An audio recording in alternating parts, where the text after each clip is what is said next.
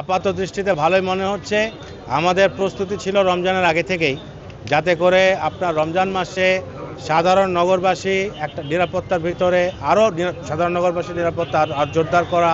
সবার সাথে কথা বললাম, তো কারোর ভিতরে তেমন কোনো ল অ্যান্ড অর্ডার বিষয়ে কোনো অভাব অভিযোগ খুব একটা শোনা যায়নি। আমরা সর্বোচ্চ সতর্কাবস্থানে আছি। স্ট্র্যাটেজিক লোকেশন যেগুলো, যেসব জায়গায় ছিনতাইকারী এবং চাঁদাবাজের দৌরাত্ম্য বেশি, দুইটা শ্রেণীর লোকের বিরুদ্ধে কঠোর অবস্থানে আছে।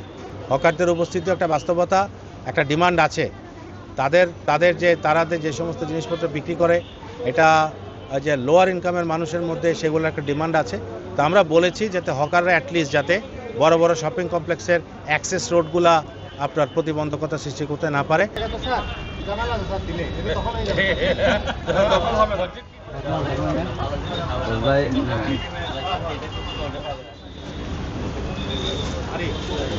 এখানে যত মার্কেট বাজার আছে ঈদমুখী একটি এখানে টেরি বাজার বাজার, তো সে পরিপ্রেক্ষিতে এখানে চট্টগ্রাম মালপ্রবৃত্ত জনতা সবাই এখানে ঈদের বাজার করার জন্য আসে। আর টেরি বাজার ব্যবসায়ী সমিতির আওতাধীন যতগুলো ব্যবসায়ী আছে কর্মচারী, ওরা অত্যন্ত সুশৃঙ্খল এবং ক্রেতা সাধারণের সাথে সমিতির পক্ষ থেকে আমরা বলেছি ভালো ব্যবহার করার জন্য।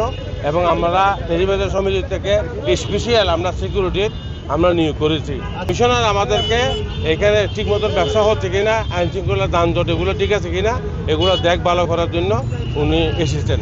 উনি আরও আসবে। আমরা এই সিএমপি কমিশনার থেকে আমরা যথেষ্ট সহযোগিতা পাচ্ছি।